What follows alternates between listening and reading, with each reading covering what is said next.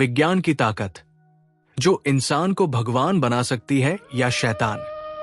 आज की कहानी एक ऐसे वैज्ञानिक की है जिसने दुनिया का सबसे खतरनाक हथियार बनाया और फिर उसी के सामने खुद को टूटता हुआ देखा। यह है जे रॉबर्ट ओपेनहाइमर और परमाणु बम की कहानी।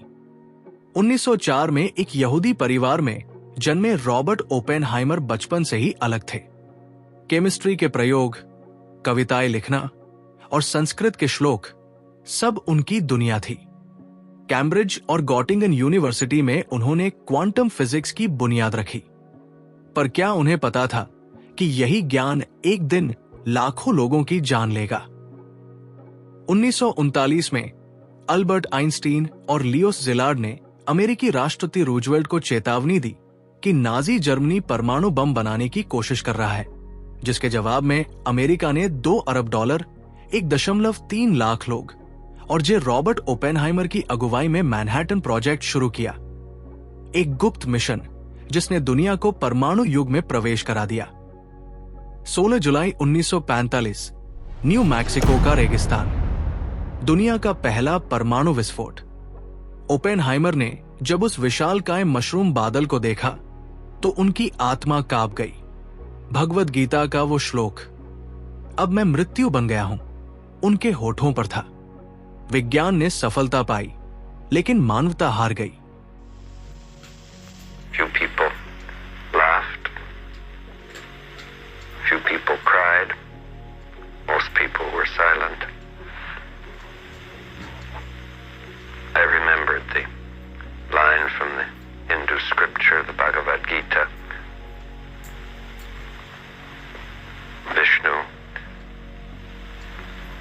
is trying to persuade the prince that he should do his duty, and to impress him takes on his multi-armed form and says, "Now I am become death, the destroyer of worlds." विस्फोट से पहले कुछ वैज्ञानिकों को आशंका थी कि परमाणु प्रतिक्रिया कहीं पृथ्वी के वायुमंडल को ही आग न लगा दे। ओपेनहाइमर ने आइंस्टीन से पूछा, क्या यह संभव है? आइंस्टीन ने मुस्कुराते हुए जवाब दिया, संभावना बहुत कम है, लेकिन एहतियात के तौर पर मैंने कल रात अपनी वसीयत अपडेट कर दी। यह तनावपूर्ण माहौल था, लेकिन वैज्ञानिकों ने अपने डर को हल्के फुल्के अंदाज में लेने की कोशिश की। ट्रिनिटी टेस्ट के दिन कुछ वैज्ञानिकों ने शर्तें लगाई। क्या बम फेल होगा?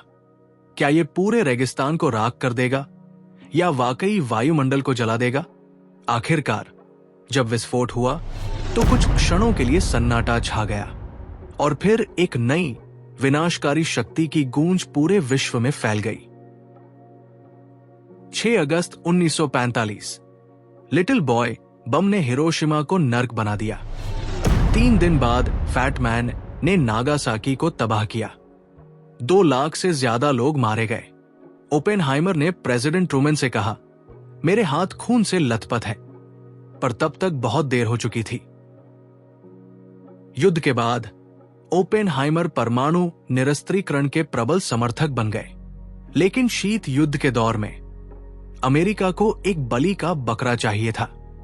1954 में उन पर देश की सुरक्षा के लिए खतरा होने का आरोप लगाया गया और उनकी सुरक्षा अनुमति रद्द कर दी गई। दुनिया के सबसे प्रतिभाशाली वैज्ञानिक को उनके ही देश ने दरकिनार कर दिया। आज 12,000 परमाणु बम दुनिया को खत्म करने की ताकत रखते हैं। ओपेनहाइमर की कहानी हमें चेतावनी देती है, विज्ञान अगर नैतिकता से दूर हो तो विनाश ही नियति है। क्या हम उनकी गलतियों से सीख पाएंगे? ओपेनहाइमर ने कहा था, हमने पाप किया है, लेकिन उनकी तरह हमारे पास भी चुनाव का मौका है, विनाश या विकास, लालच या संयम। आखिरकार विज्ञान हमारा सेवक है, स्वामी नहीं। 1949 में रूस ने अपना पहला परमाणु बम बनाया। अमेरिका हैरान। पता चला मैनहट्टन प्रोजेक्ट के 12 वैज्ञानिक गुप्त जासूस थे। सबसे बड़ा नाम क्लॉस फ्यूक्स। उसने ओपेनहाइमर पर भी शक जताया, लेकिन आज तक कोई सबूत नहीं मिला। क्या ओपेनहाइमर ने जानबूझकर आंखें मूंद ली ये रहस्य आज भी अनसुलझा है। 1967 में ओपेनहाइमर की गले के कैंसर से मौत हुई। उनके आखिरी शब्द थे, मैंने अपना जीवन एक ऐसी दुनिया बनाने में बर्बाद कर दी जो मुझसे नफरत करती है। उनकी अस्थियां समुद्र में बहा दी गई, जहां ट्रिनिटी टेस्ट की राख भी गिरी थी। प्रोमेथियस की आग अब समंदर की लहरों में खो गई। आज जब एआई वैज्ञानिक किलर रोबोट बना रहे हैं, ओपेनहाइमर की चेतावनी फिर से प्रासंगिक है। गूगल के एक इंजीनियर ने 2022 में दावा किया कि एआई को इंसानी भावनाएं आ गई है। क्या हम फिर से उसी खतरनाक रास्ते पर हैं? ओपेनहाइमर ने कहा था, विज्ञान सुंदर है, लेकिन इसकी कीमत चुकानी पड़ती है। आज हमें तय करना है, क्या हम उनकी गलतियों से सीखेंगे या इतिहास को दोहराएंगे? शायद असली बम हमारे दिलों में छिपा है, नफरत का बम। अगर आपको हमारा वीडियो पसंद आया हो तो कृपया लाइक और सब्सक्राइब करना न भूलें, और हां, बेल आइकन को दबाना ना भूलें ताकि आप हमारी अगली वीडियो का नोटिफिकेशन सबसे पहले पा सकें। धन्यवाद।